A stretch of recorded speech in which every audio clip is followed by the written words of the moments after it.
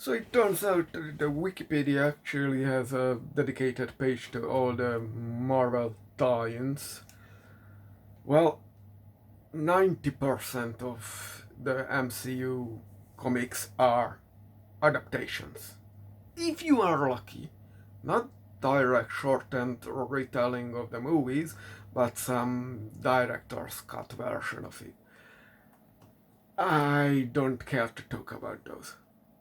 I mean, we've seen the movies, so why waste our time with them? Point is, it seems even today they are making some of these, although the last three plays in some what if timeline, so who even cares?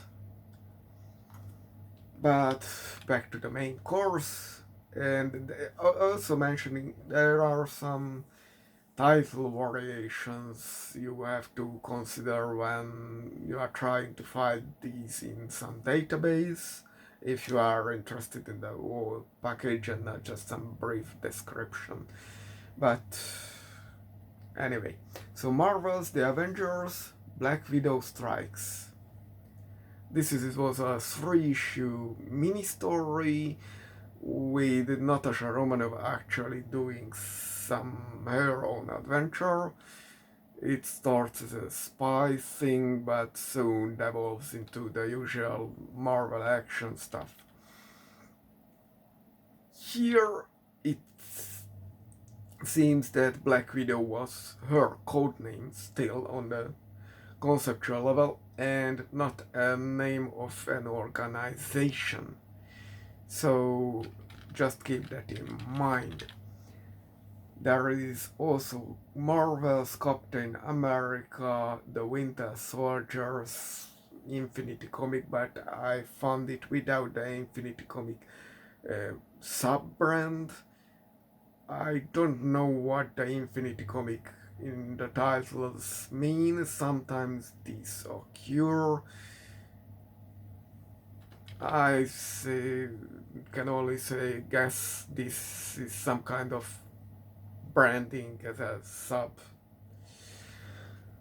Either way, so this is an action scene comic, one issue tied into the Agent Carter one shot, where we seen this Zodiac serum or whatever. Someone tries to steal it but is prevented. Nothing is revealed about this Zodiac while the comic book is practically nothing else than a Marvel action scene, so you shouldn't really bother. I just mention it as, for completion purposes. Then there is Marvel as Ant-Man Prelude. Here, it's Hank Pym's first adventure as Ant-Man in the service of the government. He does this so no one else ever has the Pym particles in their hand. But my issue with this is that it feels like he's not even married. Like Mrs. Pym just doesn't exist even on the conceptual level here. So yeah. Then there is Marvel's Ant-Man Scott Lang Small Time. We actually see his heist for what he sentenced before the first movie. So this is a proper tie-in prequel movie. Prequel comic. This is what these things are supposed to be. Then there is a unique gem, Marvel's Jessica Jones. This is a Netflix comic book. And only Jessica Jones got this promo issue. This is a 10-page comic book, so this is a promo comic book, not a an actual issue, which is always 20 pages plus, the advertisement pages. Why only this? Why this one? No idea. It has the atmosphere of Jessica Jones and shows her super powering up, but as in a prequel way, so you will actually see what her ability is in the actual show. She just does a jump, so that's it.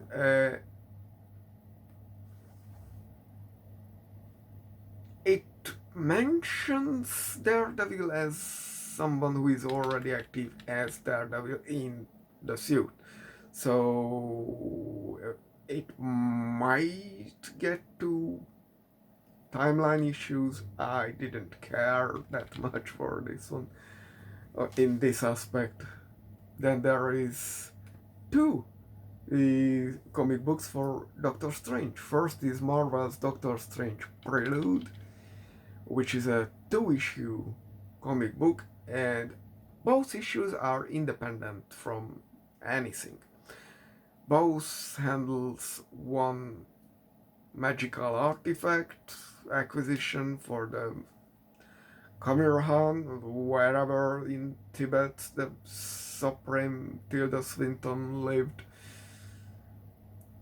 They are very basic, so nothing is added or missed, whether you read it or not. The second issue has the advantage that is working also like a fan service for the Tilda Swinton Supreme Mage character, so yeah, because that centers on that character. So. Then there is Marvel Doctor Strange Prelude Infinity Comic The Zealot. The Zealot wasn't on my title, but this Infinity Comic this time was in the title where I found. This is actually a good issue because it's its own thing, not direct tie-in. It's the backstory of Caecilius, the guy who summoned Dormammu in Doctor Strange 1. Whether you want to add the backstory to this person, why he's that way, and what's his actual goal aside what is stated in the movie, that depends whether you want to read this or not, but it is a fine comic book by comic book standards. Then there is Marvel's Black Panther Prelude. This plays out before the Black Panther movie, the first one, like 10 years before that, and it's well written and not badly drawn. It shows the function of Black Panther as a quasi-mystical border enforcer when the other African countries, revolutions and terrorists get too excited and get too close to the border, then Black Panther just shoves them away. Really, that's the lore.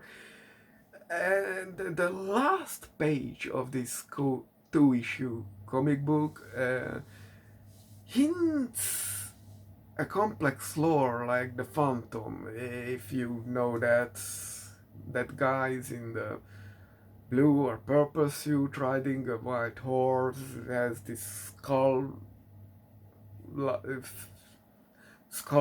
the cave carved to look like a skull, and so on. There was even a Hollywood movie that,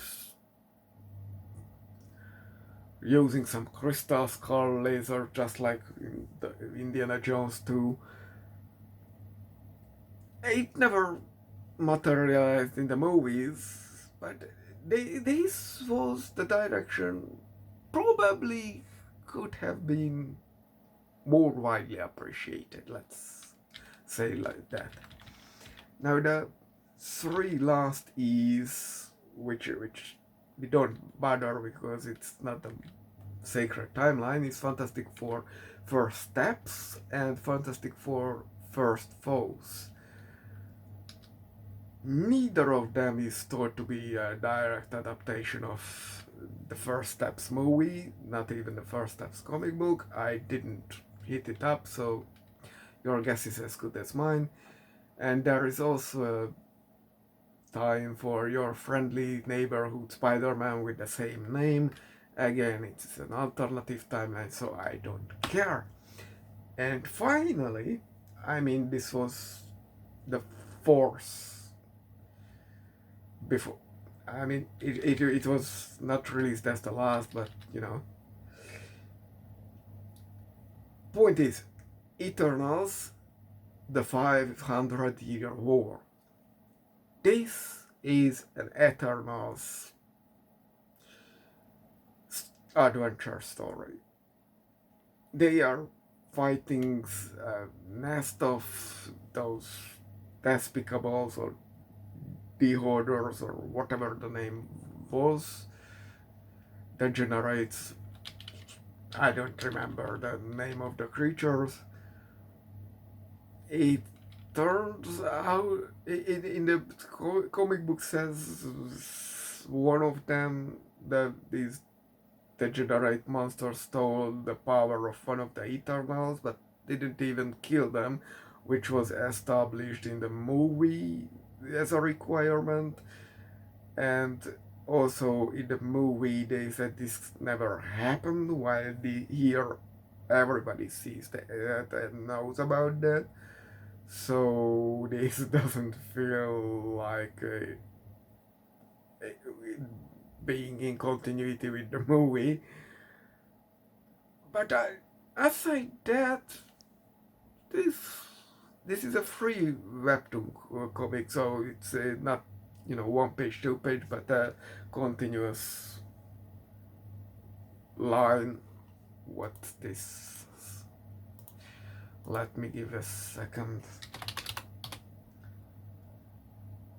A ribbon comic book, yeah. Or whatever you call it. It just goes down and down and down and down, and you can read it. It's free up on the net, so absolutely fine.